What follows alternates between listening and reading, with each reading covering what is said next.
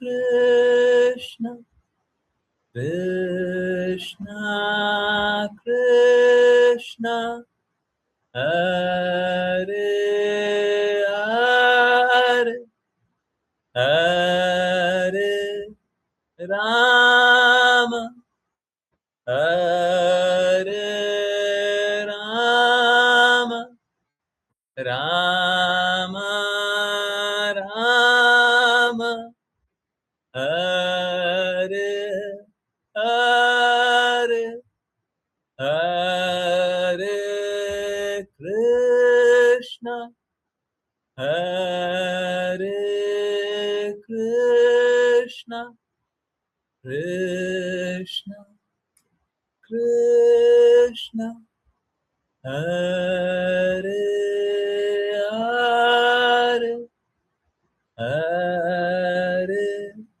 Rama Hare Rama Rama Rama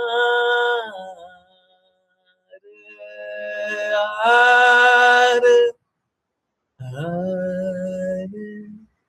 Krishna Hare Krishna Krishna Krishna Hare Hare Hare Rama Hare Rama Rama Rama Hare Hare Hare Krishna Hare Krishna Krishna Krishna Hare Hare Hare Rama Hare Rama Rama Rama Hare Hare Hare Krishna Hare Krishna Krishna Krishna Hare Hare Hare Rama Hare Rama Rama Rama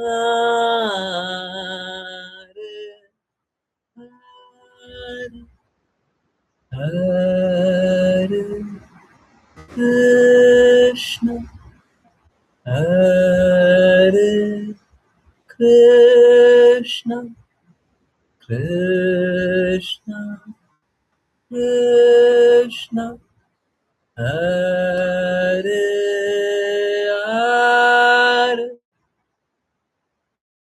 Hare Rama Hare Rama Rama Rama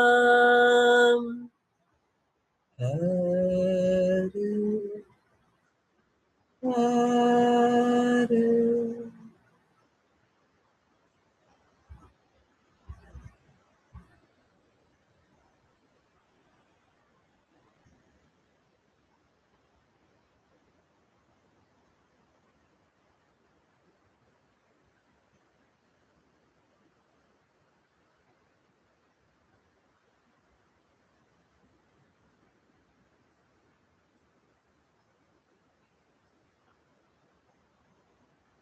हरे Krishna everyone, बहुत बहुत धन्यवाद सभी का join करने के लिए। अब चलिए हम स्टार्ट करते हैं श्रीमद् भागवतम। सो श्लोक नंबर 12 है ना? Okay, yes. जिन किन्हीं को रीड करना है कृपया करके हैंड रेज करें। कौन? ऋचा माता जी, हरे कृष्णा।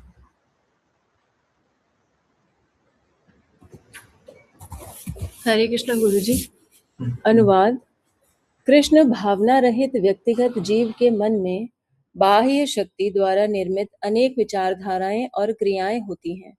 वे अनादिकाल से विद्यमान हैं। कभी कभी वे जागृत अवस्था और स्वप्न अवस्था में प्रकट होती हैं, परंतु गहन निद्रा यानी अचेतनता या समाधि के दौरान वे लुप्त हो जाती हैं। इस जीवन में मुक्त यानी जीवन मुक्त व्यक्ति इन सब बातों को स्पष्ट रूप से देख सकता है। तात्पर्य।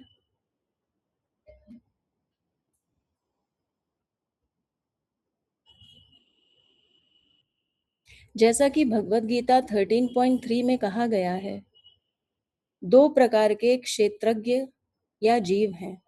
एक व्यक्तिगत जीव है और दूसरा परम जीव है।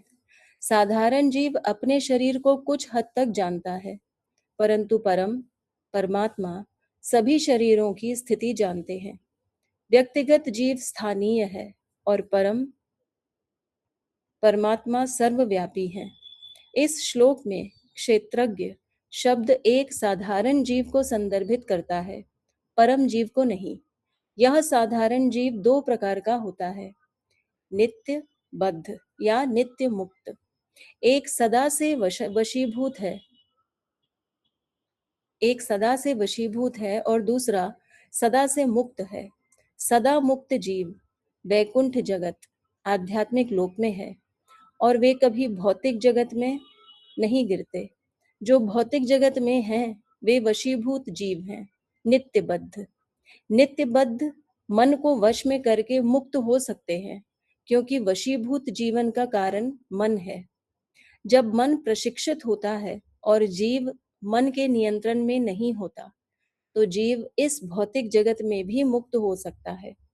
जब वह मुक्त होता है तो उसे जीवन मुक्त कहा जाता है। जीवन मुक्त जानता है कि वह कैसे वशीभूत हुआ है, इसलिए वह स्वयं को शुद्ध करने और घर भगवत धाम वापस लौटने का प्रयास करता है। सदा वशीभूत जीव सदा वशीभूत है, क्योंकि वह मन के नियंत्रण में है। वशीभूत अवस्था और मुक्त अवस्था की तुलना सोने, अचेतन अवस्था या जागृत अवस्था से की गई है। जो सो रहे हैं और अचेतन हैं वे सदा वशीभूत हैं, परंतु जो जागृत हैं वे समझते हैं कि वे पूर्ण पुरुषोत्तम भगवान कृष्ण के सदा अंश हैं। इसलिए इस भौतिक जगत में भी वे कृष्ण की सेवा में लग जाते हैं। जैसा कि श्रील रूप गोस्वामी ने पुष्टि की है, यदि कोई कृष्ण की सेवा में लग जाता है तो वह मुक्त है, भले ही वह भौतिक जगत के भीतर वशीभूत जीव प्रतीत होता हो। जीवन मुक्तः स उच्यते। किसी भी स्थिति में व्यक्ति को मुक्त माना जाना चाहिए, यदि उसका एकमात्र कार्य कृष्ण की सेवा करना है। हरे कृष्ण गुरु जी। हरे कृष्णा, हरे कृष्णा। ये भी बहुत महत्वपूर्ण सेंटेंस है या सिद्धांत। ओके, देखिए,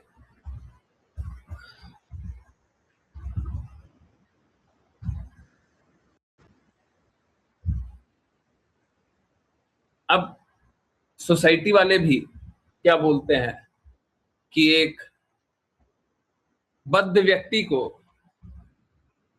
अपने गुरु अपने अनुसार चुन लेने चाहिए और उसको स्वयं देखना चाहिए कि वो मुक्त आत्मा है कि नहीं है। हम लोग नहीं बताएंगे, हम लोग नहीं बताएंगे।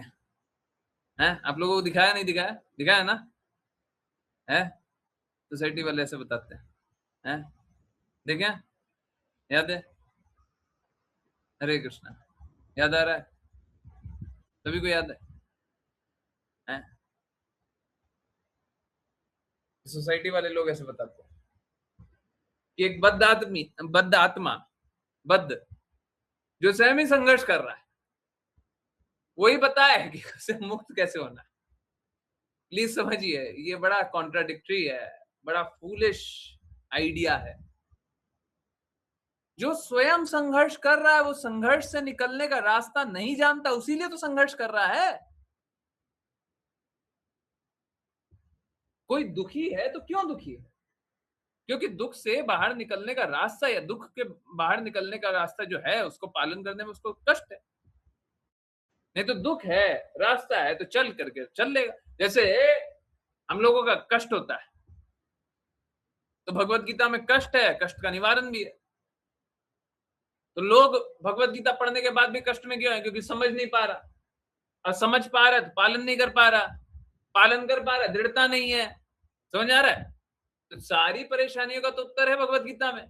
कौन सा ऐसा पूरे जगत में एक परेशानी है जिसका उत्तर भगवत गीता में नहीं है, श्रीमद् भागवतम में नहीं है, चैतन्य चैतामृत में नहीं है, गुरु महाराज के शब्द में नहीं है? बताइए, कोई एक परेशानी बताइए। तो लोग परेशान क्यों हैं? क्योंकि वो स्वीकारते नहीं, और ऐसे लोगों के पास जाते नहीं जिनको पता है। देखिए, लोग क्या करता है, लोग अपने जैसे या अपने से निम्न व्यक्ति के पास जाता है, अब फिर सोचता है कि वो भगवत धाम चले जाए, फिर सोचता है वो जीवन की ये कष्टदायक अवस्था से बाहर निकल जाए, ये संभव नहीं है। हम लोग डॉक्टर के पास जाते हैं तो देख करके जाते हैं, ये डॉक्टर हमारा इलाज करेगा कि नहीं करेगा। कोई समझदार व्यक्ति होता है तो इस प्रकार से देख करके जाएगा, किसी भी डॉक्टर के नहीं चला जाएगा, डॉक्टर के जाएगा तो देख करके जाएगा। किसी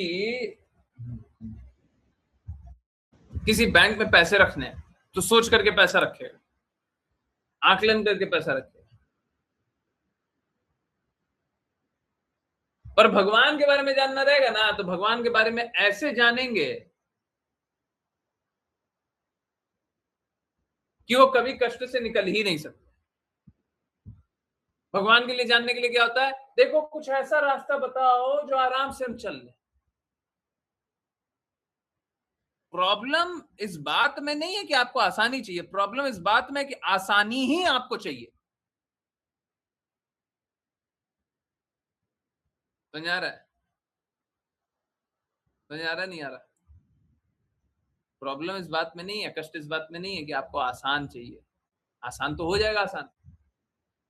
अरे, एक बात बताइए, कोई भी मुश्किल काम था, तो मुश्किल काम शुरुआत में तो आपको मुश्किल लगा होगा, बहुत आसानी होगी। जैसे कार ड्राइविंग है, बाइक ड्राइविंग, तो शुरुआत में तो कहते एकदम गिर गए थे, चल ही नहीं रहा था, मुश्किल था। पर अब तो बस गाड़ी में चाबी लगाया, चला दिया। सोचते हैं, इतना सारा विचार आते रहते, इतना सारा काम करते रहते, फोन पे बात कर रहे हैं, सब कुछ काम कर रहे हैं, और साथ साथ गाड़ी भी चल जा रहा है, क्या हो गया? देखिए, इसमें दिक्कत नहीं है कि आप आसानी चाहते हैं, प्रॉब्लम इसमें है आसानी ही चाहते हैं।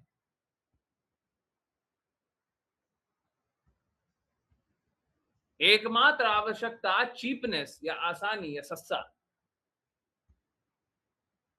समझ आ रहा है? जब आपका लक्ष्य ही सस्ता होगा तो रास्ता रास्ता ही सस्ता होगा, या फिर आप चाहते ही सस्ता है, आपकी आकांक्षा ही सस्ता की है, तो आपको लक्ष्य क्या मिलेगा? जब आपका डिजायर ही ये है तो आपको क्या मिलेगा? परम, हाईएस्ट है। सस्ता चाहिए, सस्ता दीजिए। चाहिए ना सस्ता? ये नहीं चाहिए कि ऐसा रास्ता पता चले कि हम इस कष्टदायक अवस्था से निकले। Why am I struggling? I should find answer to this. हमको इसका उत्तर चाहिए कि हम संघर्ष क्यों कर रहे हैं। इसका तो उत्तर नहीं ढूंढ रहे, और इसका उत्तर जिसके पास है उससे तो उत्तर नहीं ले रहा।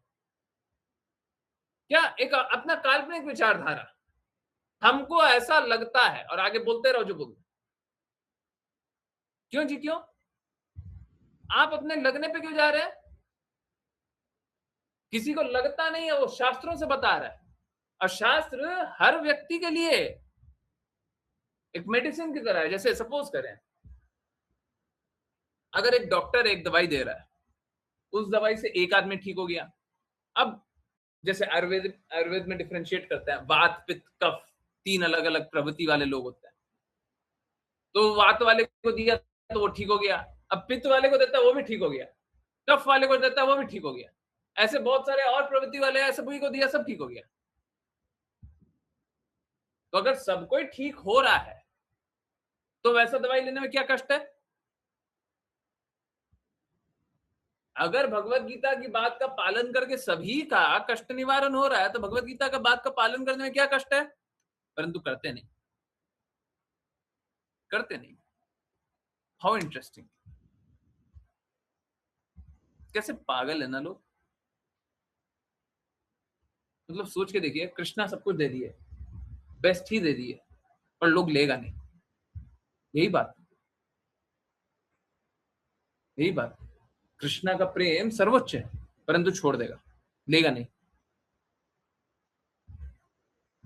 गुरु जो हमसे प्रेम करते हैं, कृपा करते हैं, वो पूरे जगत में कोई नहीं कर सकता, कर ही नहीं सकता, क्योंकि वो भौतिक परिस्थिति का है, भौतिक प्रकृति का है, परिस्थितियों में फंसा हुआ है, प्रकृति से बद्ध है, वो कुछ कर ही नहीं सकता। अंतिम में वो हाथ खड़े कर देगा। गुरु हाथ खड़े नहीं करते,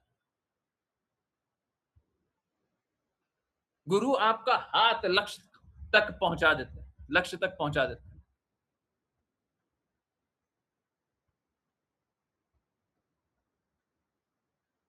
पर फिर भी इस प्रकार के भगवान की बातों को नहीं स्वीकारते, गुरु की बातों को नहीं स्वीकारते, शास्त्र की बातों को नहीं स्वीकारते, नहीं स्वीकारना। मुक्त आत्मा बना देंगे, नहीं बनना। और करेगा क्या? करेगा ये, किसी मूर्ख के पास जाएगा, जो शास्त्रों के विपरीत बोलता है उसके पास जाएगा। आजकल एक बड़ा अच्छा प्रचलन हो गया है कि भगवान की बातों का मजाक बनाया जाए या भगवान की बातों को गलत बताया जाए। क्यों? क्योंकि अगर भगवान की बातों को गलत बताएंगे, शास्त्रों की बात को गलत बताएंगे, तो हम ऊंचे जाने जाएंगे। परंतु ऐसे असुर होते हैं, असुर, एक असुर ही भगवान की बातों को गलत बताए। अब सोच के देखिए, भगवान कौन है? परम हितैषी। करते क्या है? उनकी बातों का पालन करते हैं तो सब कोई ठीक हो जाता है, सब कोई शुद्ध चेतना में आ जाता है, सब कोई कष्टों से निकल जाता है, शांत होता है, प्रेम अनुभव करता है, सारा विकार, भौतिक गंदगी छूट जाती है। परंतु हमको भगवान की बातों का पालन करने के लिए प्रेरित नहीं करेगा। असुर क्या करेगा? असुर का प्रवृत्ति होता है, असुर क्या करेगा? असुर भगवान के विपरीत सिद्धांत प्रचारित करेगा।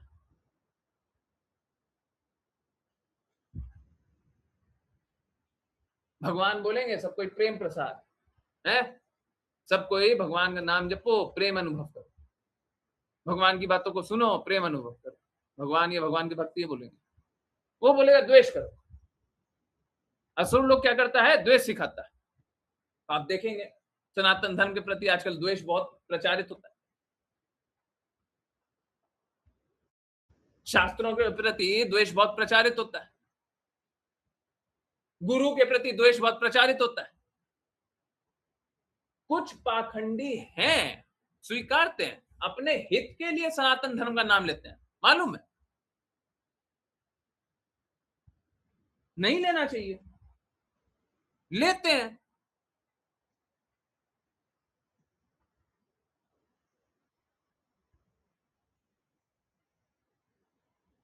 पर इसका अर्थ ये थोड़ी ना हो गया कि सब कोई ही सनातन धर्म वाला, पालन करने वाला, सब अपने लाभ ही के लिए नाम ले रहा है, किसी को प्रेम है ही नहीं।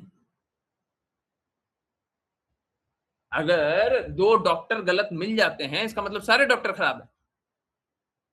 या फिर हम तो यहां तक बोलने के लिए तैयार है, 100 में से 99 डॉक्टर खराब है, हम मानने के लिए तैयार है, 100 में से 99 डॉक्टर खराब है। तो क्या फिर भी अगर हमको बीमारी हुई है तो हम डॉक्टर को नहीं ढूंढेंगे क्या?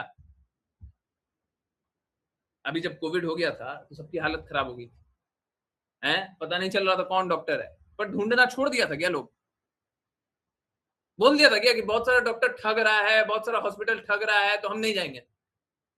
बोल दिया था क्या? है? क्या किया था? क्या किया था? तो हम मान रहे हैं कि सनातन धर्म के नाम पे भी बहुत लोग आ गए हैं और अनर्गल बातें करते हैं, शास्त्र के विपरीत बातें करते हैं, शास्त्रों से परे होते हैं। तो इसका अर्थ क्या है? इसका अर्थ क्या है?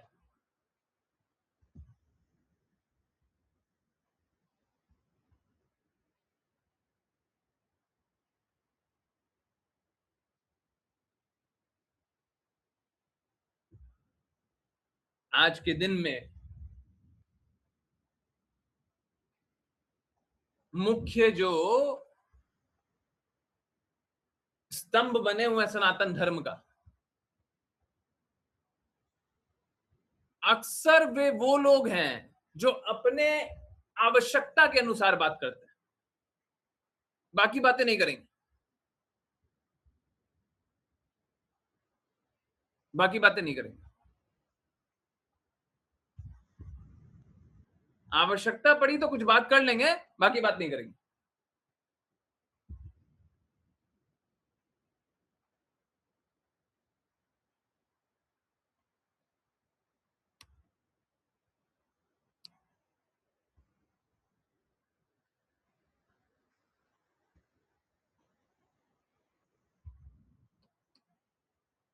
ये सब ठीक नहीं,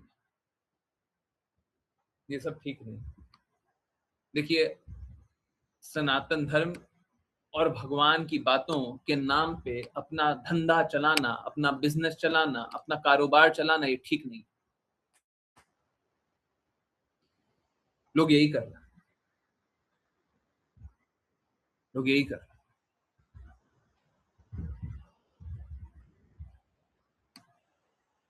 सैडली और फिर ऐसे लोगों के पास जाएंगे और पूछेंगे कि सही क्या है, गलत क्या है। वो क्या बताएगा सही क्या है, गलत क्या है? वो खुद ही गलत है? जब तक कोई उच्च स्थिति में नहीं हो तब तक वो नहीं बता सकता है, निम्न का आकलन नहीं कर सकता। तो हम किसी ऐसे व्यक्ति के पास जाएंगे जो पूर्ण रूप से भगवान के प्रति समर्पित नहीं है और उनकी बातों का पालन करेंगे, तो हम भी भगवान के प्रति समर्पण नहीं कर सकते। तो ऐसा व्यक्ति को ढूंढिए जो पूर्ण रूप से भगवान कृष्ण के प्रति समर्पित है, हमेशा भगवान कृष्ण के कहे अनुसार कार्य करे। एकमात्र लक्ष्य भगवान कृष्ण की प्रसन्नता होनी चाहिए, गुरु की प्रसन्नता होनी चाहिए।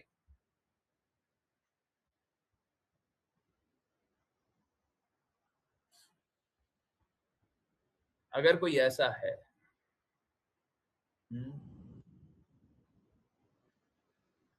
अगर कोई ऐसा है,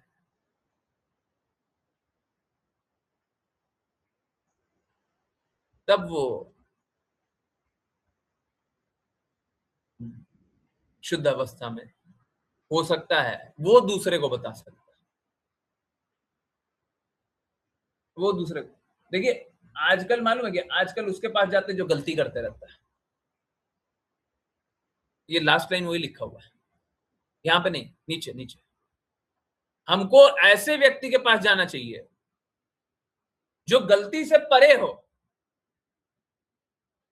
गुरु महाराज कहते हैं गुरु स्वयं भी स्वीकार कर सकता है कि वो गलत है, एक शिष्य नहीं स्वीकार कर सकता कि एक गुरु कभी गलत हो सकता है। समझिए, बहुत गहरी बात है। देखिए,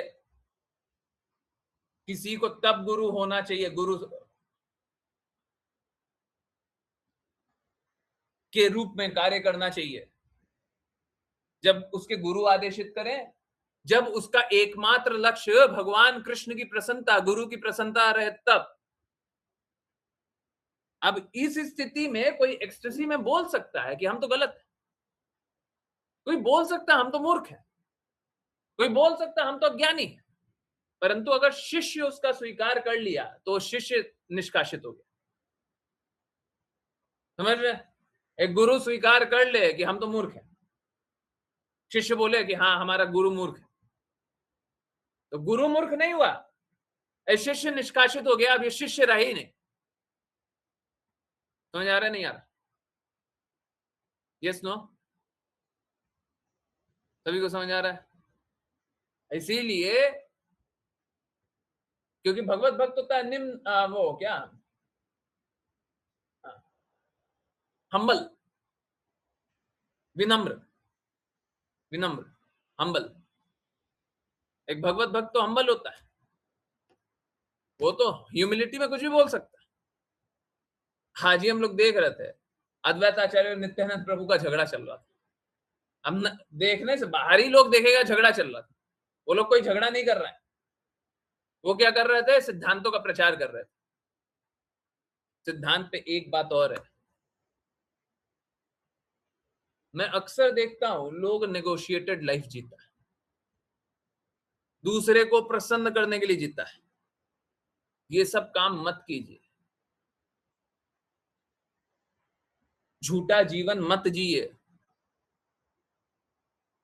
मत कीजिए, कोई फायदा नहीं होगा। देखिए, दो बातें हैं, एक तो पहला अपना जीवन जिए, दूसरे का जीवन नहीं, ये आपकी लाइफ है। और दूसरा क्या, अपना जीवन का स्तर को उठाइए, सुधारिए, और उठाइए और उठाइए और उठाइए। हाईएस्ट क्या है, गुरु की बात का पालन करने लग जाइए, जैसा गुरु कहे वैसा करो, ये हाईएस्ट है, उससे ऊपर नहीं है कुछ।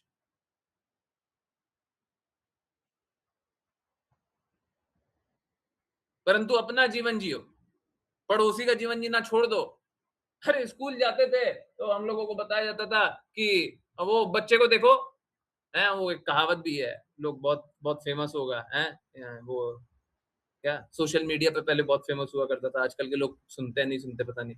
शर्मा जी का बेटा, है ना, है शर्मा जी के बेटे को देखो कितना नंबर लेकर गया, है ना। एक कहावत है, मतलब ऐसा कोई किसी का नाम शर्मा हो तो वो मत समझ लीजिएगा कि आपके लिए। हाँ, हाँ। अंजना माता जी बोल रहे शर्मा जी, अच्छा मेरे बेटे के बारे में बात हो रही है। नहीं नहीं, आपके बेटे के बारे में बात नहीं हो रही। तो मजाक कर रहा हूँ। तो एक एक एक ऐसे ही मतलब हंसी मजाक की बात है, हमेशा लोग कंपेयर करते रहता, उसके बेटे को देखो उसके बेटे को देखो, तो वैसे ही एक एक कहावत चल गया था, पता नहीं वो शायद कुछ वायरल वायरल भी हुआ था, बहुत पहले की बात है, 5-10 साल पुरानी, 10 साल पुरानी करीबन बात होगी। शर्मा जी का बेटा, शर्मा जी का बेटा बहुत चलता था, तो कंपेयर किया जाता है, तो हम लोग बचपन से कंपैरिजन सुनते हैं, और जब तक शरीर त्याग दें बस कंपेयर ही करते रहते हैं। कंपेयर नहीं करना है, कंपेयर करना हो तो कंपेयर करेंगे, परंतु कंपेयर करके क्या करना है समझिए।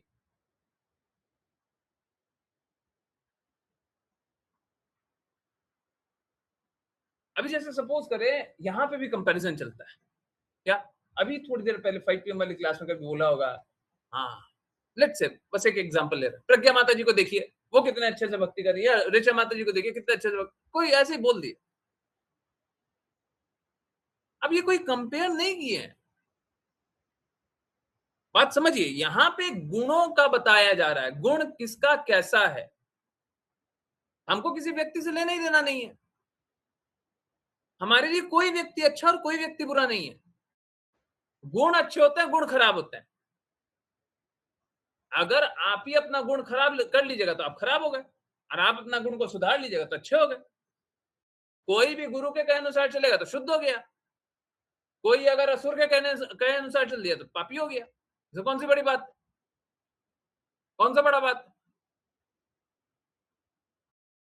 तो अगर यहाँ पे कंपेयर हो रहा है तो किसी व्यक्ति का कंपैरिजन नहीं हो रहा है, परंतु जीवन में हम क्या कर रहे हैं, हम किसी व्यक्ति से कंपेयर कर रहे हैं। बात क्या, हमारा गुण कुछ और है, उसका गुण कुछ और है, उसका गुण कुछ और है, तो एक दूसरे का कंपैरिजन कहां से हो सकता है। हम लोग बचपन से सुनते हैं अच्छा नंबर लेकर के आओ, पर अच्छा नंबर लाने से अच्छा काम हो जाता है क्या, सबसे अमीर अमीर आदमी में सब अच्छा नंबर लाने वाला होगा, पता चला होगा बहुत बड़ा बड़ा फेलियर है सब, है बाद में जाके काम किया तो बहुत अच्छा काम किया, कोरिलेशन तो है नहीं, फिर किस लिए अच्छा नंबर लाने के लिए बोलते हैं। अच्छा, लोगों का कंपैरिजन होता है धन कमाने पे, कि जो धनी है वो अच्छा है, तो जो अच्छा अच्छा धनी होगा सबका जीवन अच्छा चल रहा है।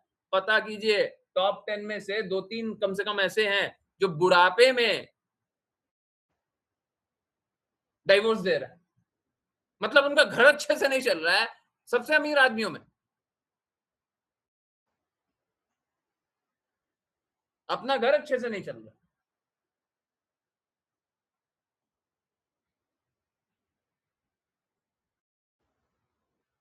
है, और सोचते हैं दुनिया अच्छे से चल रही है, उनको दुनिया को लगता है कि वो सबसे अच्छे हैं। कहां से अच्छे?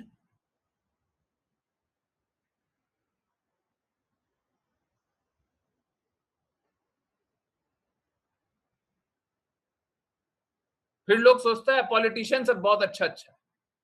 देखिए कितना बड़ा बड़ा केस है, अब बहुत सारा केस है, वो खुद भी स्वीकारते हैं, मतलब इनडायरेक्टली लोगों को भी पता ही होता है कि सच में केस सही है। मतलब कोई क्रिमिनल है और वो कोई ऊंचा पोजीशन पे बैठा हुआ तो अच्छा हो गया, तो कौन अच्छा है? अच्छा वो है जो अपने गुणों को सुधार ले। हम सभी का गुण है, सभी को गुण को सुधारना चाहिए, सर्वोच्च गुण का होना चाहिए। सर्वोच्च अवस्था में हम भगवान कृष्ण की बातों का पालन करेंगे, गुरु की बातों का पालन करेंगे, ये हुआ सर्वोच्च। गंदगी से, मलिनता से, भौतिकता से, गलत व्यवहार, गलत आचरण से दूर रहेंगे, ये हुआ सर्वोच्च। ये जीवन जीना चाहिए। परंतु भगवान कृष्ण की बातों के अनुसार तो चलते ही नहीं ना।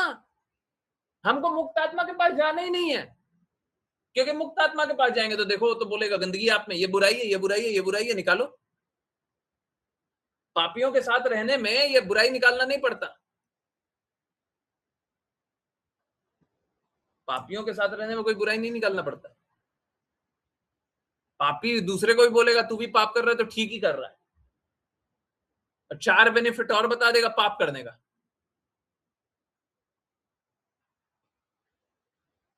एक आतंकवादी के पास जाइएगा तो आतंकवाद करने का बेनिफिट बताएगा, सच बात है ये, कोई गलत बात थोड़ी ना है।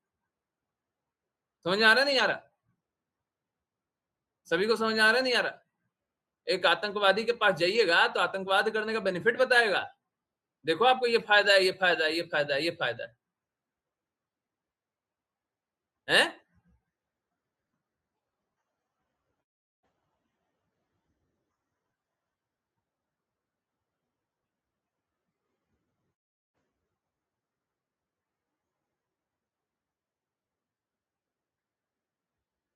इसीलिए हम लोग पापी के पास जाना पसंद करते हैं, हमको अच्छा लगता है,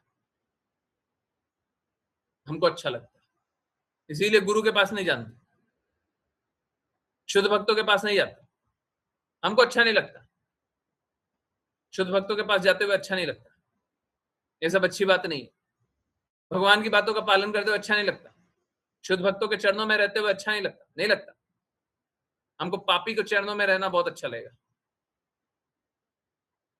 हमको पापी अच्छा लगता है, पाप करना अच्छा लगता है, पापी अच्छा लगता है। ये है जीवन। बताइए, जीवन है तो मृत्यु क्या होती है?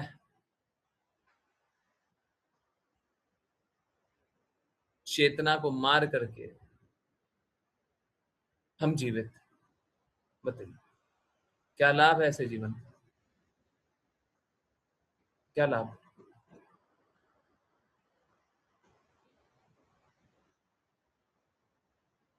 क्या लाभ?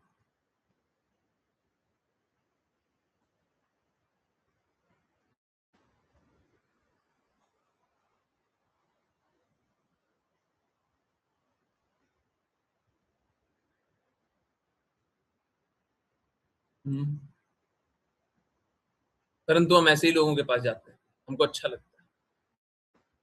साधारण जीव अपने शरीर से, शरीर को कुछ हद तक जानता है।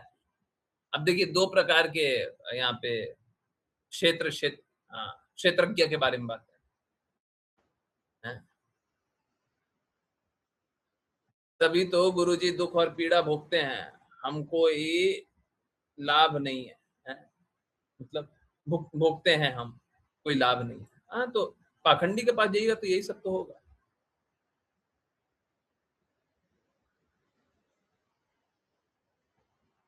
और फिर मालूम है क्या आप, फिर जीवन का सारा डिसीजन भी पाखंड में ही लेता है। सारा डिसीजन, चाहे वो बिजनेस करना हो,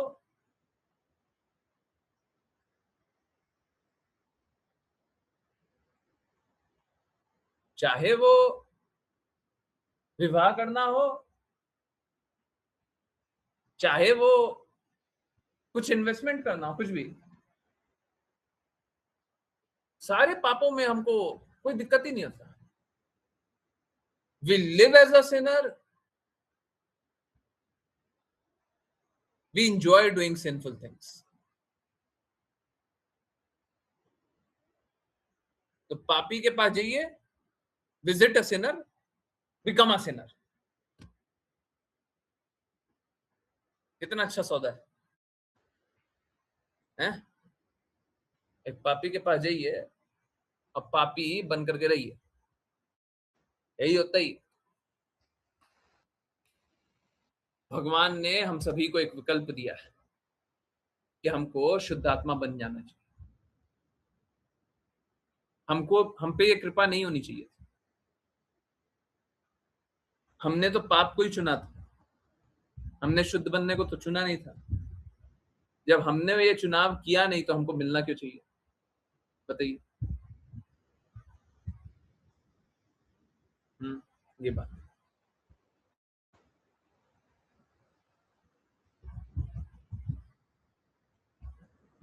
साधारण जीव अपने शरीर को कुछ हद तक जानता है, परंतु परम भगवान, परम परमात्मा सभी शरीरों की स्थिति जानते हैं। तो दो प्रकार के क्षेत्रज्ञ के बारे में बात है। क्षेत्रज्ञ मतलब क्षेत्र को जानने वाला। क्षेत्र यहाँ पे शरीर को बताया गया है। तो हम लोग अपने शरीर के बारे में नहीं जानते, नहीं, इनफैक्ट दो लोग शरीर के बारे में जानते हैं। एक तो आत्मा जानता है, एक परमात्मा जानते हैं, भगवान श्री कृष्ण। परंतु हम लोग पूर्ण रूप से नहीं जानते, आंशिक रूप से जानते हैं। जैसे अगर आपसे पूछ लिया जाए कि एक महीना पहले इसी रात को 5 तारीख, मान लीजिए 5 जुलाई की रात को आपने क्या खाया था, अब फिर पूछ लिया जाए 5 जुलाई 2025 को आपने रात को आपने क्या पाया था, हैं? तो आप जानते हैं, ऐसा नहीं है नहीं जानते हैं, परंतु पूर्ण रूप से नहीं जानते। जो जानते हैं वो भी नहीं जानते हैं। परंतु भगवान कृष्ण सबको ही, उनके पास सारा रिकॉर्ड है, सब कुछ बहुत अच्छे से एकदम क्लियरली हर पल आपके बारे में सब कुछ जानते हैं। तो हम तो ये नहीं जानते कि पिछले महीने हमने क्या पाया था, पिछले साल हमने क्या पाया था, पिछले जन्म हमने क्या किया था, हमको क्या पता है? हमको क्या पता है? कृपया करके ये आकलन करना बंद कर दीजिए, ये सही है, ये गलत है। क्योंकि क्या आपने सही किया था, क्या आपने गलत किया था, ये तो आपको पता ही नहीं है। पहले ये पता करके बताओ सही क्या किया था, गलत क्या किया था, फिर आगे की बातें करना। और जब पता ही नहीं है तो फिर आगे की बात क्या कर रहा हो? फिर तो ऐसे ही झूठा झूठा कुछ बात बोल रहा हो। क्यों बोल रहा है? दूसरे को मूर्ख बना रहे हो, अपने आप को मूर्ख बना रहे हो, क्यों बना रहे हो? देखिए, दो प्रकार के जीव होते हैं, नित्य बद्ध और नित्य मुक्त। जो नित्य मुक्त होते हैं वो कैसे होते हैं? हर पल ही मुक्त होते हैं। उनको कोई भी परिस्थिति में बद्ध नहीं हो सकते, कोई भी परिस्थिति में कष्टों में नहीं हो सकते, कष्टों से परे ही होते हैं। जब कष्ट में दिखता है तब भी कष्टों से परे होता है। एक मुक्त आत्मा कभी भी किसी भी परिस्थिति में कष्ट में नहीं हो सकता। उसी का विपरीत एक बद्ध आत्मा,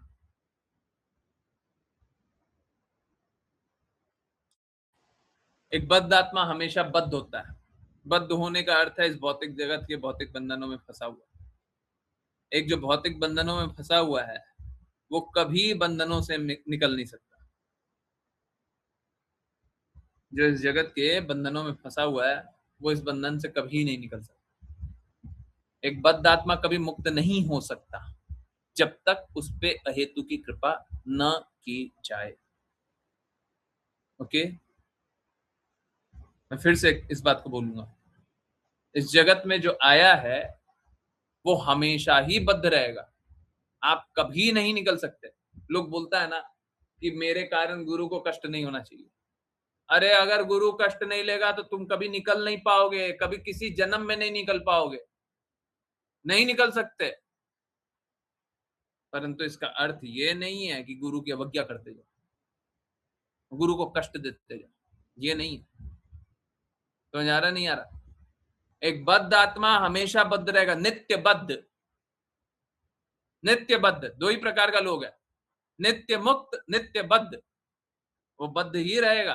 अब उस पर कृपा कर दी गई है, उसको प्रेम अनुभव करा दिया गया है, अब वो प्रेम को वैल्यू कर रहा है, अब वो भक्ति को वैल्यू कर रहा है, अब गुरु के कहे अनुसार चल रहा है, विधियों का पालन कर रहा है, तो फिर वो नित्य मुक्त बन सकता है, नहीं तो बद्ध ही रहेगा। अब यहाँ पे लिखा हुआ है नित्य बद्ध मन को वश में करके मुक्त हो सकते हैं। बस इतना ही समझ लीजिए, हमको बता दीजिए।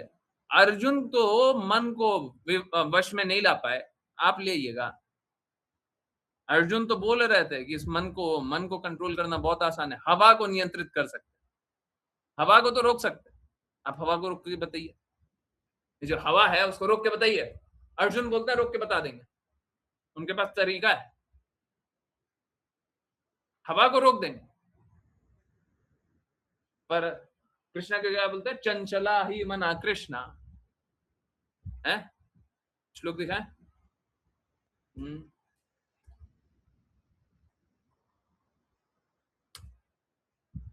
दिखा 634, एक minute. Okay,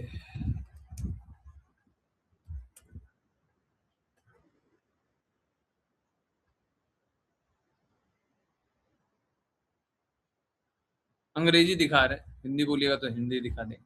for the mind is restless, turbulent, obstinate and very strong, O Krishna, and to subdue it is, it seems to me, more difficult than controlling the wind.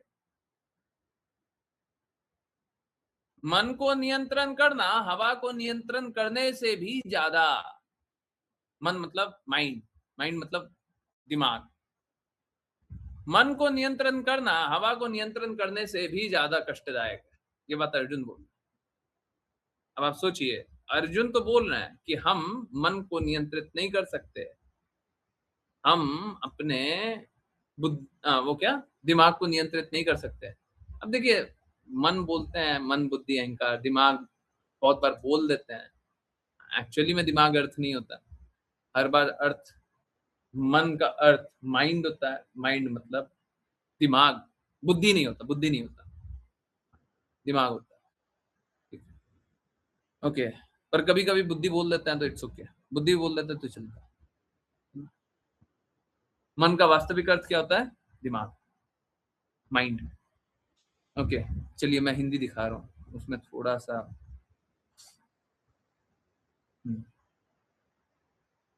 हे कृष्णा, मन चंचल, अशांत, हठी और अत्यंत बलवान है, और उसे वश में करना मेरे विचार में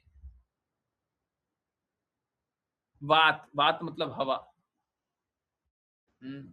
ये वात लिखा हुआ है, इसको थोड़ा सा एडिट करने की कोशिश करेंगे, है ना। वात, वात तो आप लोग जानते हैं ना, वात पित्त कफ, अभी तो बात कर रहे थे शायद, है ना, वही वाला वात, हवा। हवा को वश करने से भी अधिक कठिन है। वहां पे तो विंड पड़े भी थे, और यहाँ पे वायु भी है, वायु, वायु को।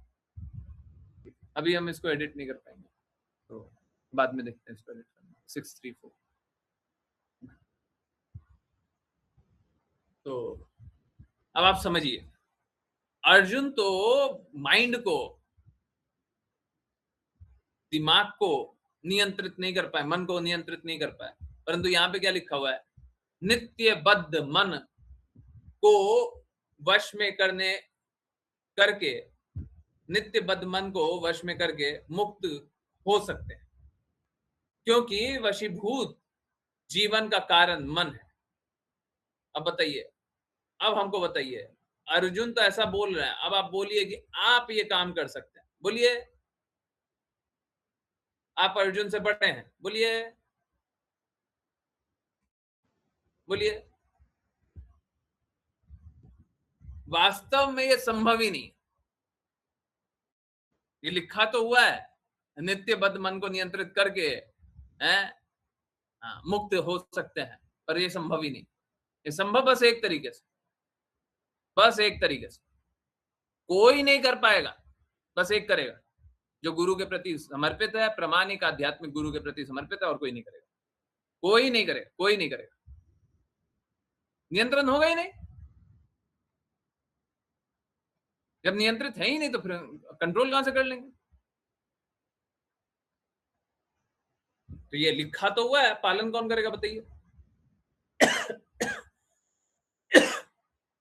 परंतु एक मुक्त आत्मा प्रशिक्षित कर सकते हैं, और वही बात लिखा हुआ है, जब मन प्रशिक्षित होता है और जीव मन मन के नियंत्रण में नहीं होता, तो जीव इस भौतिक जगत से भी मुक्त हो सकता है।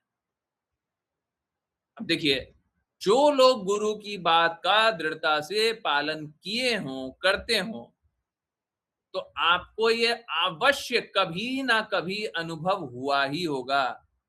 मुझे समझ में नहीं आ रहा कौन सा कलर किया जाए। ओके, ये करते हैं। अवश्य आपको कभी ना कभी ये अनुभव हुआ ही होगा। क्या? कि आपको कोई चीज प्रभावित नहीं कर रही है। पहले इतनी सारी चीजें प्रभावित करती थी, और जब गुरु की बातों का पालन कर रहे हैं तो कोई चीज प्रभावित नहीं कर रही।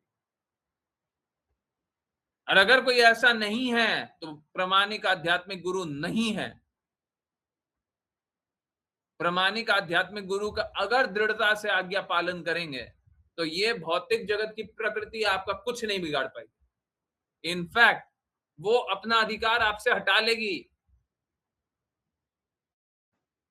हटा लेगी। आप जब पूर्ण रूप से दृढ़ होंगे तब। ऐसे नहीं, ऐसे नहीं। हमने एक बात मानी, ना ना ना ना, सारी बात मानी, सारी बात मानो। अब देखो अब क्या होगा, अब भौतिक प्रकृति अपना कोई आप पे अस्तित्व, वो क्या, अधिकार नहीं जताएगी, जताएगी नहीं। नित्य बद्ध थे, पर भौतिक प्रकृति भी अधिकार नहीं जता रही है, अपने आप ही नित्य मुक्त होगा कि नहीं होगा? समझ आ रहा नहीं आ रहा? अभी हम लोग थोड़ी देर पहले एग्जांपल दिए थे कि एक भक्त पे कोई नियम नहीं लगता है। अनुभव हो रहा है? सभी को समझ आ रहा है? तो अगर गुरु के कहे अनुसार चल लिए, भक्त बन जाएंगे, भक्त बनने का कोई नियम नहीं लगेगा। परंतु इसलिए भक्त मत बनिए क्योंकि नियम नहीं लगेगा है, इसलिए भक्त बन रहा है। अच्छा, भक्त बनेगा ना तो ये सब भौतिक कष्ट नहीं होगा, बहुत अच्छा है। चलो भक्त बनेंगे, अब हम भक्ति करेंगे। भक्ति करनी है तो उसका एकमात्र कारण होना चाहिए, क्योंकि गुरु प्रामाणिक है, क्योंकि वो कृष्णा की बात बोलते हैं, क्योंकि हाँ, हाँ, वो अपने गुरु की बात बोलते हैं, वो परम हितैषी है। ये कारण होगा, ये कारण होगा भक्ति करने का। भक्ति करेंगे तो वो बेनिफिट है कि आप सारे नियमों के परे होंगे, वो बात अलग है। अभी देखिए, निर्धारित कर्तव्य के बारे में बात होता है, निर्धारित कर्तव्य, निर्धारित कर्तव्य, निर्धारित कर्तव्य, और बाद में क्या होता है, कोई निर्धारित कर्तव्य नहीं। जो गुरु बोलेंगे वही कर्तव्य, बाकी कुछ नहीं। जो कृष्णा बोलेंगे वही कर्तव्य, बाकी कुछ नहीं, कोई निर्धारित कर्तव्य नहीं। यही बात है ना, है? यही है ना? सही बात है कि नहीं है? है? समझ में आ रहा नहीं आ रहा? जो कृष्णा बोलेंगे, जो गुरु बोलेंगे वही कर लेंगे, तो कोई निर्धारित कर्तव्य का कोई बंधन नहीं रहेगा। तो कैसा है? ये सारी चीजें प्रभावित करेगी आपको, परंतु कब तक करेगी? एक सीमा तक करेगी, उसके बाद नहीं करेगी। और वो सीमा क्या है? जब तक आप गुरु के प्रति पूर्ण रूप से निष्ठावान नहीं हो जाते, पूर्ण रूप से आश्रित नहीं हो जाते, पूर्ण रूप से गुरु के प्रति समर्पण नहीं करते, पूर्ण रूप से गुरु की आज्ञा का पालन नहीं करते, तब तक भौतिक प्रकृति आप पे खेल करते रहेगी, और जब आप पूर्ण रूप से समर्पित हो गए, पूर्ण रूप से गुरु की आज्ञा का पालन कर रहे हैं, पूर्ण रूप से गुरु के कहे अनुसार चल रहे हैं, जो गुरु बोलेंगे वो करेंगे, आप पे भौतिक प्रकृति अपना सारा अधिकार हटा लेगी। कोई अधिकार नहीं है मेरा।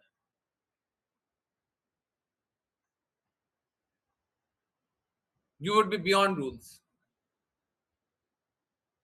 अब आप पे कोई अधिकार नहीं लगता मेरा। आप पहले से ही गुरु के कहे अनुसार चल रहे हो, मैं कोई अधिकार नहीं देता हूँ। इनफैक्ट कोई देवी देवता का अधिकार नहीं लगता, कोई नहीं लगता। कोई कितना ही नियमों का पालन करता हो, ये पालन करता हो, वो पालन करता हो, जब भगवत भक्त हो जाए सारे नियमों को तोड़। मैं बार बार एग्जाम्पल देता हूँ। ऋचा माता जी ने मेरे को बताया कि ये होने भी वाला है ऐसा। ये इसी इसी एकादशी में होगा क्या? ऋचा माता जी प्लीज बताइएगा।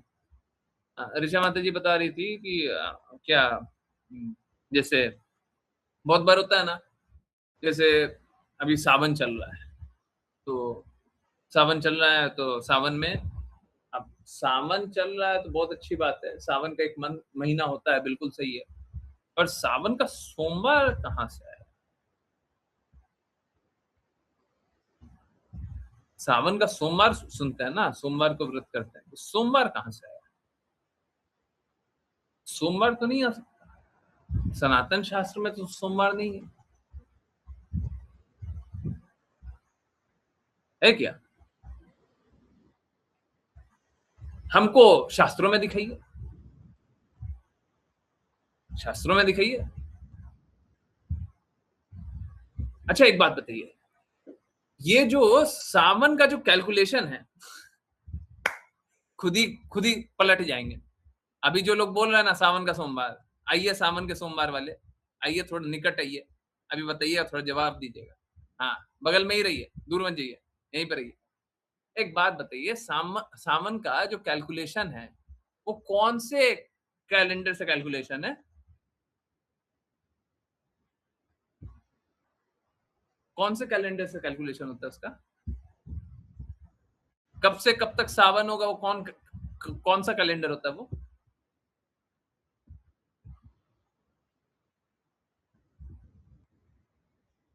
ये क्या पूछ रहे हैं आज? ये सब मत कीजिए हमारे साथ। अब आप सोचिए, लोग पता नहीं क्या कल्पना बना कर रखता है। शिव जी की पूजा कीजिए बस इसीलिए क्योंकि वो परम वैष्णव है, बस इसीलिए क्योंकि वो कृष्णा की भक्ति बहुत अच्छे से करते हैं, बहुत ही शुद्ध भक्ति, और कोई फल पाने के लिए नहीं।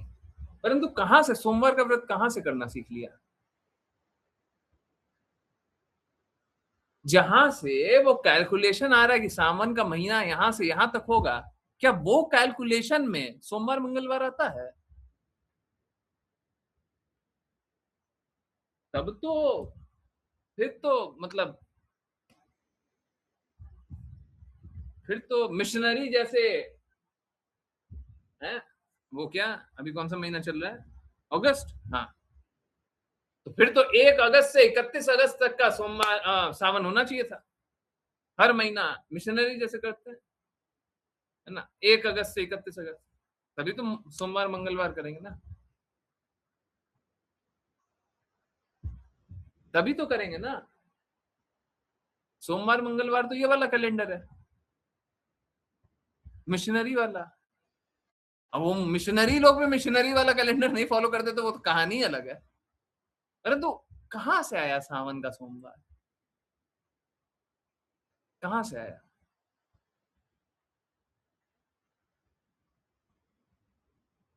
तो अब देखिए बहुत कुछ चल रहा है ना? है?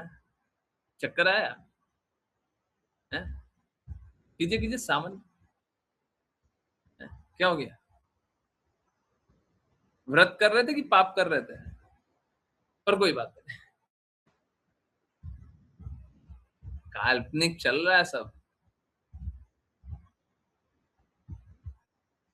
बात कैसा है, शास्त्रों का पता नहीं है, सनातन धर्म का पता नहीं है, मन अनुसार कुछ भी, सुविधा अनुसार जो अच्छा लगे उस अनुसार कुछ भी कर लेते हैं।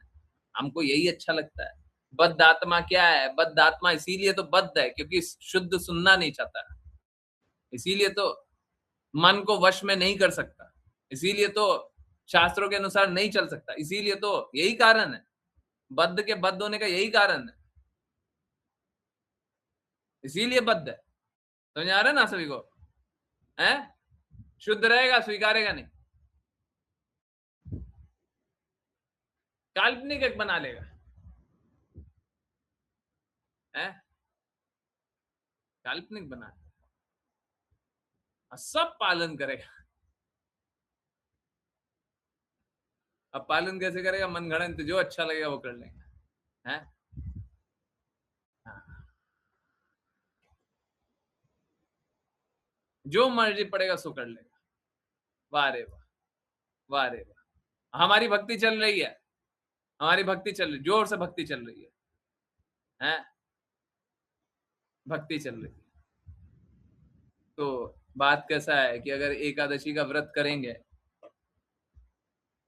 अब एकादशी एकादशी को होता है, वो मंडे को नहीं होता है, संडे को नहीं होता है, ट्यूसडे को नहीं होता, वो एकादशी को होता है। तो एकादशी अगर संडे को पड़ता है, तो संडे को जब एकादशी किया तो उसके बाद पारण करना होता है, पारण करने का एक निश्चित समय होता है और उसी समय पारण करेंगे। और वो पारण करने का समय कब होगा? वो पारण करने का समय हमेशा सूर्योदय के बाद होगा। समझ आ रहा है? अगर संडे के दिन एकादशी पड़ गया तो पारण तो मंडे को ही कीजिएगा। जब मंडे को पारण कीजिएगा तो पारण कर लिया मतलब अनाज तो खा ही लिया, अनाज भी खाना होता है, ये नहीं कर सकते अनाज नहीं खाएंगे, नहीं कर सकते। जब अनाज खा लिए तो फिर सोमवार का व्रत कहां से करोगे? जब अनाज खा ही लिए, पारण करने के लिए अनाज खाओगे, खा ही लिए एक बार, उसके बाद सोमवार का व्रत कहां से करोगे? तो ऐसे भी देखिए निष्ठा तो चेक होगी ही होगी, है निष्ठा तो चेक होगी, सभी की निष्ठा चेक होगी, ये तो होगा ही होगा। अगर आप गुरु के प्रति, कृष्णा के प्रति श्रद्धावान नहीं है तो माया के प्रति श्रद्धावान है, वो अपने आप ही समझ लिया जाएगा। और फिर क्योंकि आप माया के प्रति श्रद्धावान है तो आपको कष्टों से निकाला नहीं जा सकता है। आप गुरु के प्रति श्रद्धावान होंगे तभी आपको कष्टों से निकाला जा सकता है, नहीं तो सब कोई कष्टों में भरा रहेगा। क्यों? क्योंकि उस मन को नियंत्रित नहीं कर पा रहा है। क्यों? क्योंकि उसको सही के प्रति मन को नहीं लगा रहा। सब संघर्ष ही करते रहेगा, endless struggle, no one can be helped, no one. अंत में मैं किसकी मदद कर पाऊंगा? बस उसी की जो मेरी आज्ञा का पालन कर, बस, और कोई नहीं। क्योंकि वो अपने मन को तो नियंत्रित कर नहीं सकता। समझ आ रहा नहीं आ रहा? मन के नियंत्रित नहीं कर सकते तो क्या है? वो तो बद्ध है, वो तो जन्म जन्मांतर सड़ने के लिए तैयार है।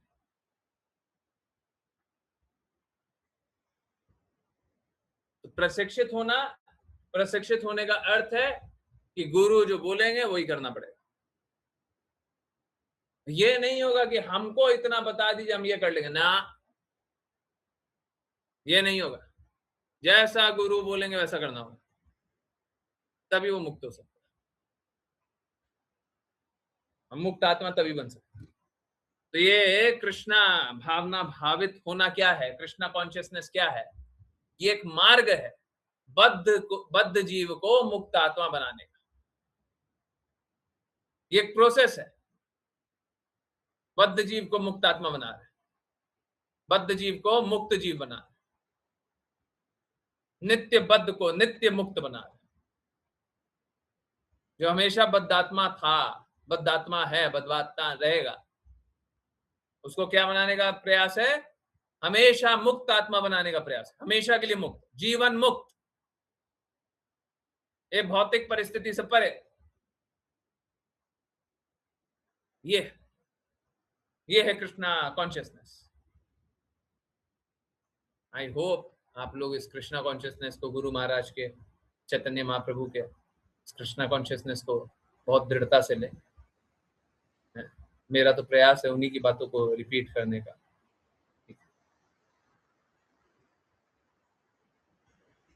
परंतु अगर आज्ञा का पालन करते रहें तो निश्चित रूप से आप कष्टों से मुक्त हो जाएंगे। चलिए अब करते हैं वैष्णव प्रणाम मंत्र, फिर किन्हीं की कोई भी कहीं से भी कुछ भी कैसे भी जिज्ञासाएं होंगी बोलेंगे। आज वैष्णव प्रणाम मंत्र करेंगी। ओके, ऋतु माता जी, हरे कृष्ण। हरे कृष्ण गुरुजी। वाञ्छकल्पतरुभ्यश्च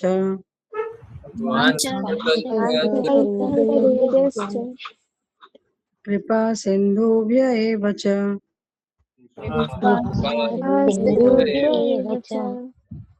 पतितानां पावनेभ्यो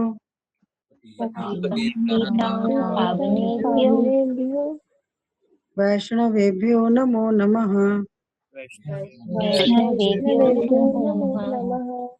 अनंत कोटि वैष्णव वृंद की जय इस डिवाइन ग्रेस ऐसी भक्ति वेदांत स्वामी श्रील प्रभुपाद की जय।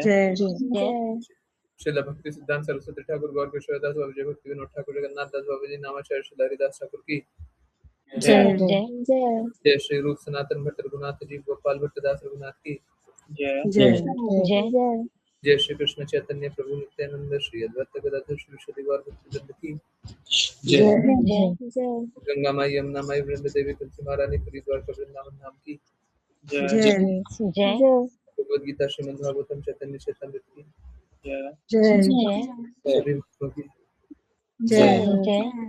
हरे कृष्णा हरे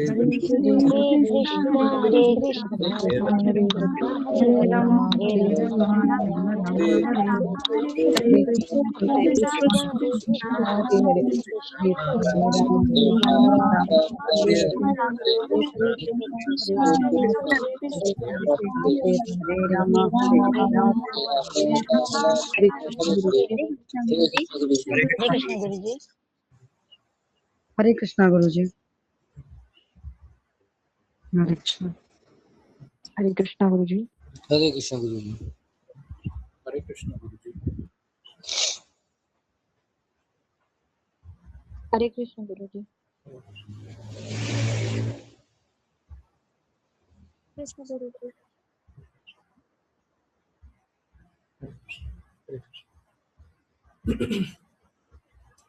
यस, किन्हीं की कोई भी कहीं से भी कुछ भी कैसी भी जिज्ञासा, कुछ भी पूछना, कुछ भी बताना, कुछ भी बोलना, कुछ भी जानना है, प्लीज पूछिए, प्लीज बताइए।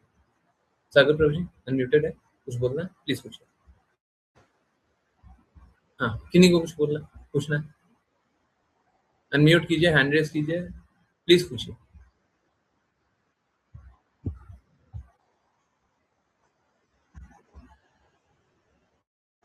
यस, सारी बातें समझ में आई? कुछ भी जो नहीं समझ आया पूछिए पूछिए, संकोच मत कीजिए।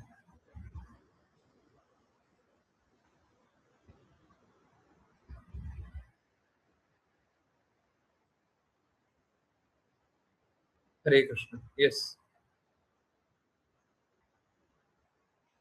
प्लीज पूछिए।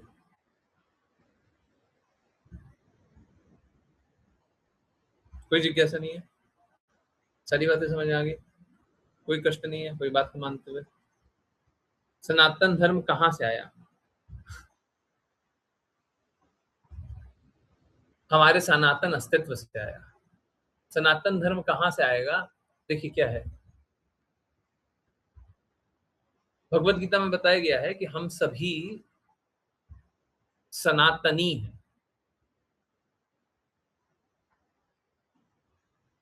मतलब हमारा अस्तित्व हमेशा से था, हमेशा है, हमेशा रहेगा।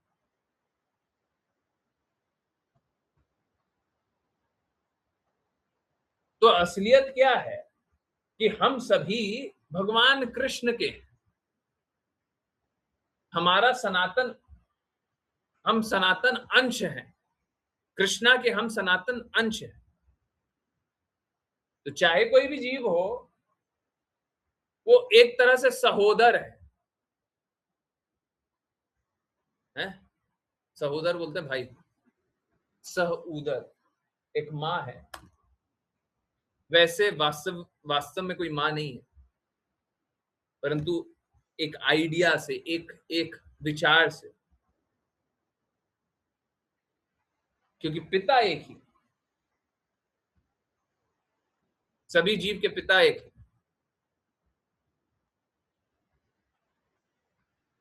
तो हम लोग कैसे हैं? हम लोग भाई या बहन ऐसे, सभी सभी जीव। एक छिपकली दिखे तो वो भी भाई या बहन है, एक चींटी दिखे वो भी। सही बात, सब आत्मा है।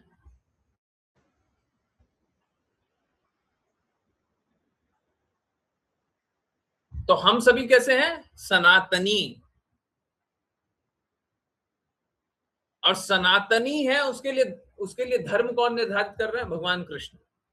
अब क्या है, सब कोई भगवान कृष्ण के नियम के अनुसार नहीं चलना चाहते, इसीलिए जैसे इस भौतिक जगत में गुरु प्रदान कर दिए गए हैं, तो क्या प्रदान कर दिया गया? देवी देवता। तब भगवान कृष्ण से विस्तार हुआ देवी देवता का, और देवी देवता के बहुत सारे नियम और नियमों का पालन करने वाले लोग। तो भगवान कृष्ण या भगवान कृष्ण ने जिसको शक्ति प्रदान किया है, उनकी बातों का पालन करने वाले सब सनातनी। वास्तव में पूरा पूरा संसार ही सनातनी, परंतु सनातन धर्म का पालन नहीं कर रहा। तो ये अनंत काल से सनातन धर्म है और सभी के लिए। और ये ओरिजिन कहां से है? भगवान कृष्ण से। परंतु और विस्तार कहां पे? जो भगवान कृष्ण की बातों के अनुसार चल रहे हैं वो सारे विस्तार। जितने देवी देवता भगवान कृष्ण की बातों के अनुसार प्रचार कर रहे हैं, अपना ही प्रचार कर रहे हो, चाहे वो माया देवी ही अपना प्रचार कर रही हो, हाँ बिल्कुल वो सनातन धर्म।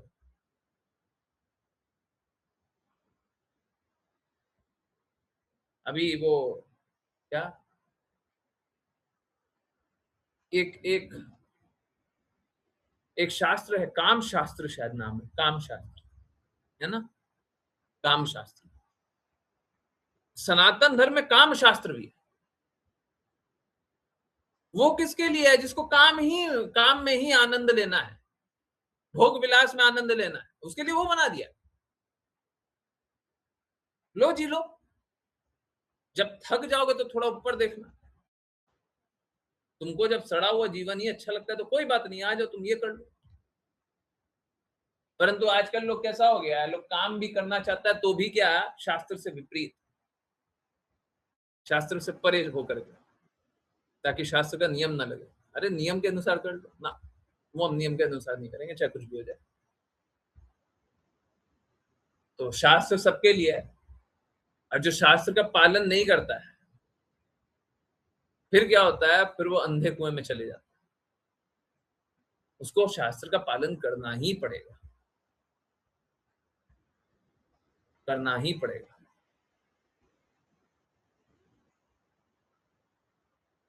ठीक है, तो ये सनातन धर्म हमेशा से है ना, हेडेड बाय कृष्णा, को चेयर्ड बाय देवी देवता है,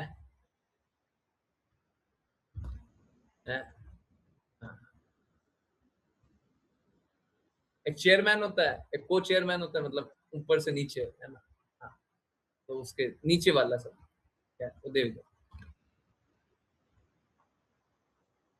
और कृष्णा की बात बोलने वाले गुरु, तो ये गुरु शिष्य परंपरा ये। ठीक, okay. Hare Krishna Guru ji. I hope ऋतु माता जी समझ में आया हो, है ना। प्रश्न बड़ा छोटा सा था, उत्तर देना बड़ा मतलब बहुत विस्तारित है।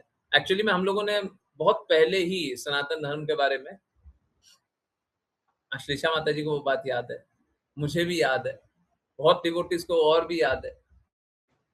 वो रक्षाबंधन का दिन था और रक्षाबंधन की कोई क्लास नहीं होनी थी, पर स्पेशल क्लास हुई थी, है ना। और उस समय सनातन धर्म के बारे में बहुत सारी बातें की,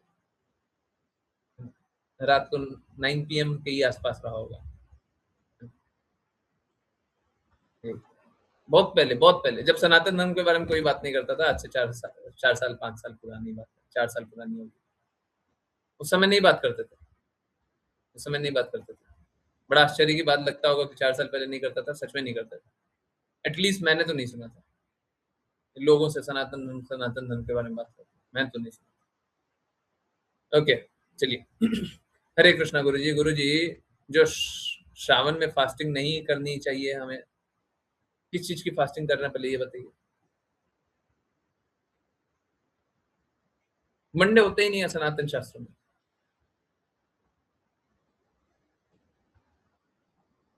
हाँ, हमको पहले आप बताइए किस चीज की फास्टिंग कर रहे हैं। पहले हमको लाइए मंडे सनातन शास्त्र में। तो क्या है, नया नया सब बुक लिख दिया है, नया नया सब अपना ज्ञान लगा दिया है। पहले पहले मतलब पहले के जो ऋषि मुनि हुआ करते थे, पहले के जो विद्वान हुआ करते थे, पहले के जो संत हुआ करते थे, वो सब संडे मंडे नहीं लिखे। आप लोग नए लोग आ गए हो जो संडे मंडे बता रहे हो हैं। तो हमारा ज्ञान ये सब नहीं है, हमारा ज्ञान है गुरु शिष्य परंपरा वाला। जो सबसे पहले आया है वही बाद में भी आया, मिलावट वाला ज्ञान नहीं है। बहुत सारे लोग दिन भर का मंगलवार भी करते हैं, बहुत अच्छा, करो करो। कहां से लाए हो, कहां से लाए हो, पूछिए कहां से लाए हो? बचपन से सुना है। अरे यही तो बात है ना, हम लोगों ने बचपन से ही दूषित चीज सुना है। करती हूँ बचपन से। अब क्या करती है पहले पहले जानिए क्या करती है। अभी तो मौका है ना, मंडे में भी मौका है। हाँ। ढूंढिए ढूंढिए। अब क्या करे, अब देखिए तेजस्वी माता जी प्लीज समझिए, हम ज्ञानेश्वरी माता जी को गलत नहीं बोलेंगे, अब वो भगवत भक्त है, समझो हैं? उनने भी जो सुना बोल दिया है। हम ज्ञानेश्वरी माता जी को गलत नहीं बोलेंगे।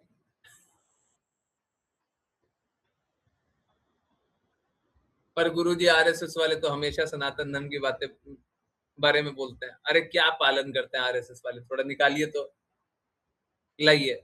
हम भी आरएसएस वालों को जानते हैं, कुछ लोगों को बुला सकते हैं, निवेदन करे तो आ जाएंगे। हमको थोड़ा समझाइए क्या सनातन धर्म के बारे में बात करते हैं।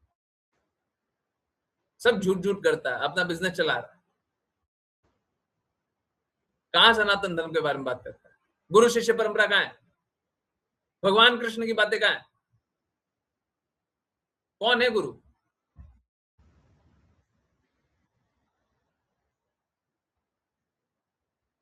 कहां से आ गया ज्ञान? शास्त्रों का ज्ञान किससे आया? किसकी बातें सही है और किसकी नहीं है? शुद्धतम कौन है? सनातन धर्म। हमको तो बताइए धर्म है क्या, बताइए धर्म है?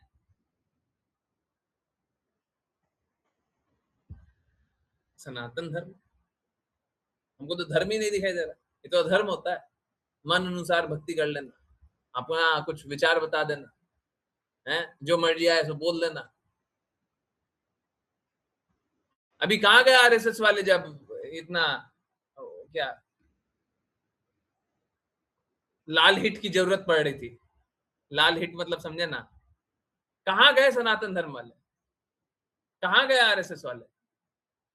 क्या हुआ जब देश के विरुद्ध बात हो रही थी तो कहां गए, कहां गए? जब भगवान कृष्ण के विरुद्ध बात हो रही थी तो कहां गए? क्या हो गया ऑर्गेनाइजेशन का? कहां? आरएसएस कौन सा?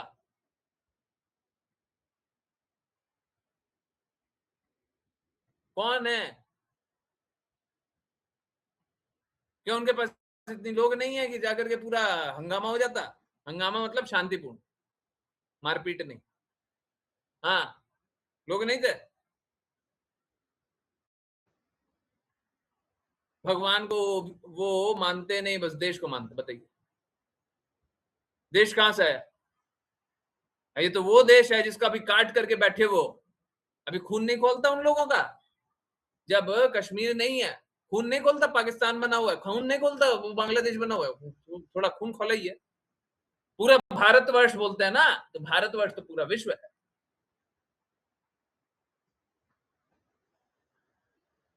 हैं? कौन सा सनातन धर्म, कौन सा भक्ति, किस चीज का, लोगों को वही अच्छा लगता है। श्री राम स्कूल ऑफ संस्कार अच्छा नहीं लगता, एसएसएस अच्छा नहीं लगता, आरएसएस अच्छा लगता। आरएसएस वालों को बोलिए एसएसएस ज्वाइन करें, हैं? एसएसएस ज्वाइन करो, सबसे एसएसएस ज्वाइन करवाएंगे। देखिए, ये हमारा वैचारिक मतभेद है। हाँ ठीक है, कुछ कुछ बातें तो बोलते हैं, चलो मान लिया, परंतु हमारा वैचारिक मतभेद है और रहेगा रहेगा। हम तो कृष्णा के, हम तो गुरु महाराज के, हम तो उनके पार्लियामेंट में मनुस्मृति को डिफेंड करने के लिए नहीं आते। उनको शास्त्रों से मतलब ही नहीं है। कौन सा शास्त्र? मन अनुसार कुछ भी प्रचार चल जाता है। मन करेगा तो वो भगवत गीता के बारे में बात हो रहा है, कौन सा भगवत गीता के बारे में बात हो रहा है उसको खुद भी नहीं पता है। देखिए, मनीषा माता जी ने निकाल के बता दिया है। बताइए, ये आरएसएस, बताइए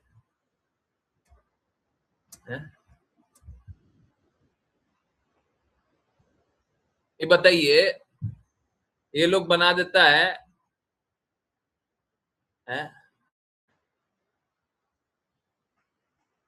भारत माता, ये लोग बना देता भारत माता। हमको शास्त्र में बताइए भारत माता कहाँ है?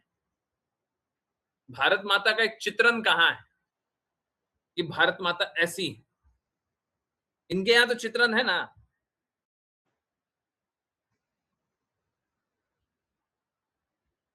जो भूमि है उनको मां का स्थान देते हैं, स्वीकारता हूं। और पूरे पूरे विश्व को भारतवर्ष बोला जाता है, इसलिए भारत भूमि बोलना गलत बात नहीं। पूरे विश्व को भारतवर्ष बोला जाता है, यह शास्त्र है। तो भारत भूमि बोले, भूदेवी बोले, सब एक ही है। परंतु ये भारत माता जो ये टुकड़ा बना दिए और उसका एक चित्रण कर दिया कि भारत माता ऐसी दिखती है, ये कहां पे, कौन से शास्त्र में?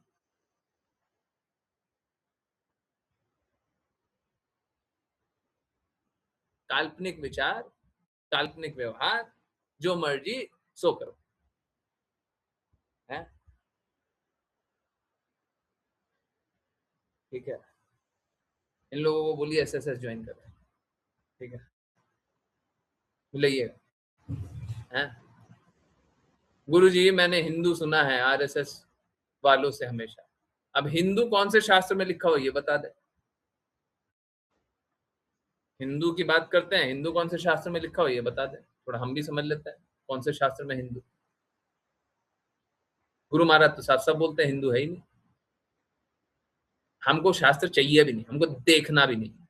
हमको गुरु महाराज के शब्द पे पूर्ण पूर्ण श्रद्धा, जो बोल दिया वही शास्त्र। अरे तुम लोग लेकर के आओ जो शास्त्र लेकर के आओ, हम डिफेंड करने के लिए तैयार है। गुरु महाराज के शब्द बहुत है। गुरु महाराज बोलते हैं कि अभी करीब परसों 3-4 दिन पहले, 3-4 दिन 5 दिन पहले सुबह चल रहा था कि वो लोग सिंधु घाटी था तो सिंधु घाटी से हिंदू बोल दिया, वो लोग सिंधु नहीं बोल पा रहा था तो हिंदू बोल दिया। यही बात।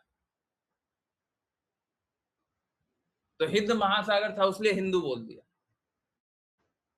तो एक क्षेत्रफल के लोगों को हिंदू बोला गया। और ये लोग आरएसएस वाले खुद भी मानते हैं कि मुस्लिम भी हिंदू है, हिंदू भी हिंदू है, सब हिंदू है, बोला है, सब हिंदू है यहाँ पे। सब बोलते रहते, मतलब कभी इधर का बोल दिया, कभी उधर का बोल दिया, कभी उधर का बोल दिया, वो सब चलता है। तो वो जो पाकिस्तान में है वो हिंदू है कि नहीं है? वो जो बांग्लादेश में है वो हिंदू है कि नहीं है?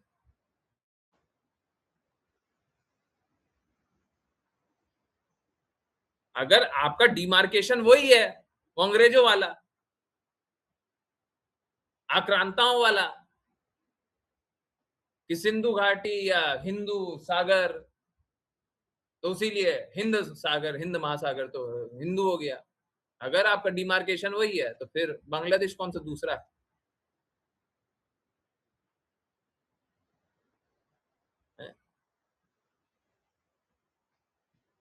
और कुछ करते नहीं है, क्योंकि शास्त्र के प्रति समर्पित थोड़ी ना है।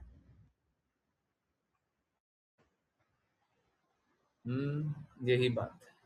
ठीक है।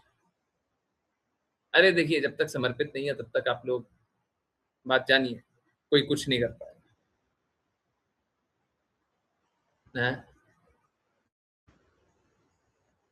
आज फिर एसएसएस को प्रमोट करने का मौका मिल गया।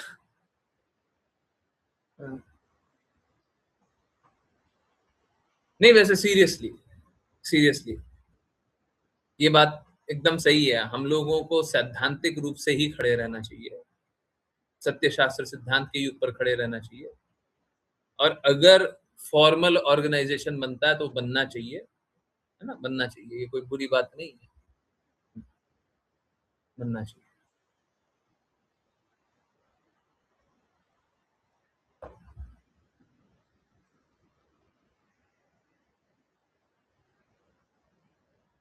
सबको ही संस्कार का पालन करने का प्रयास करें।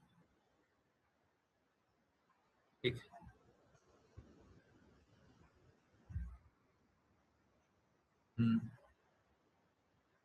यस, किन्हीं की कोई जिज्ञासा, कुछ पूछना है, कुछ बताना है, कुछ बोलना है?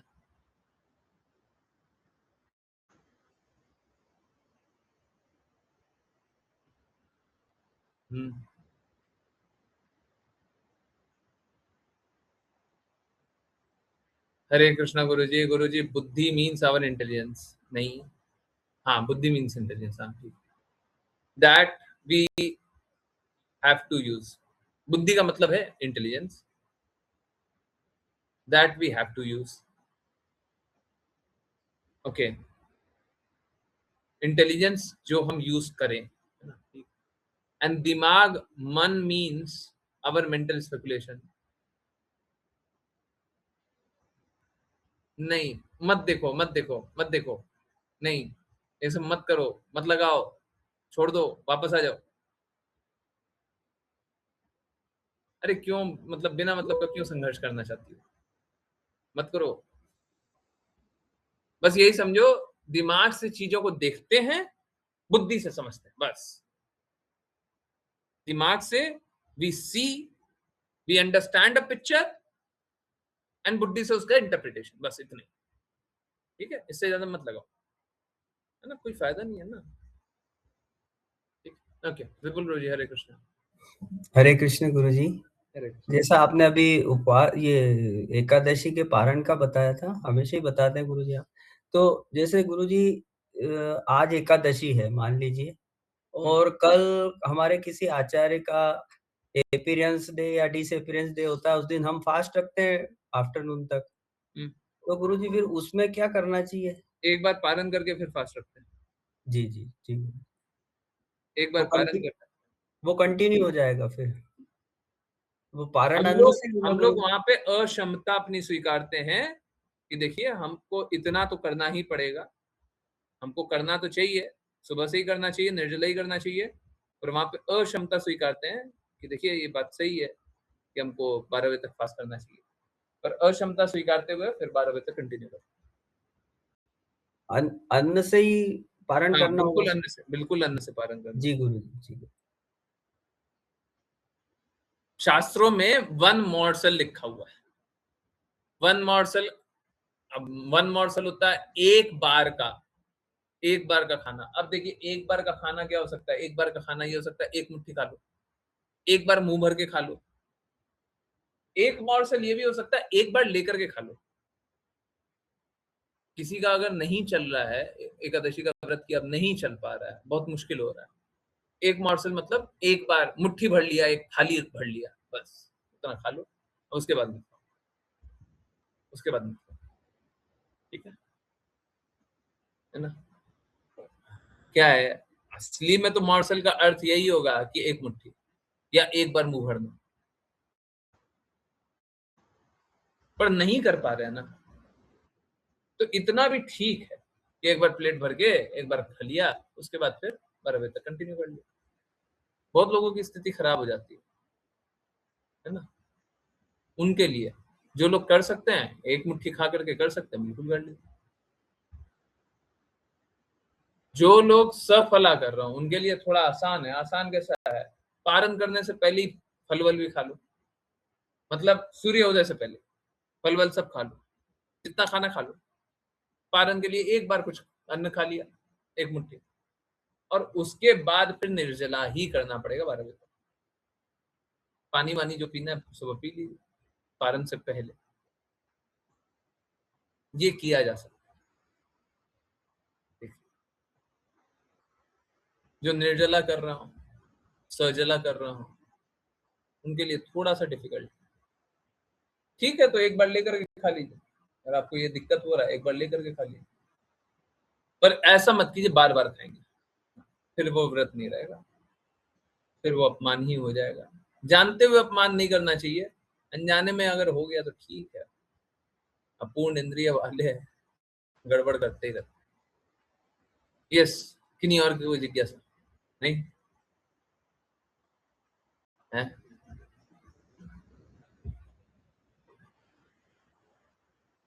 चलिए, बहुत बहुत धन्यवाद सभी का ज्वाइन करने के लिए। ज्वाइन करते रहिए, चैंट करते रहिए, कृष्ण के नाम पर प्रचार करते रहिए, कृष्ण के नाम पर प्रसार करते रहिए, सदा कृष्ण के प्रति दृढ़ स्थित रहिए। हरे कृष्ण।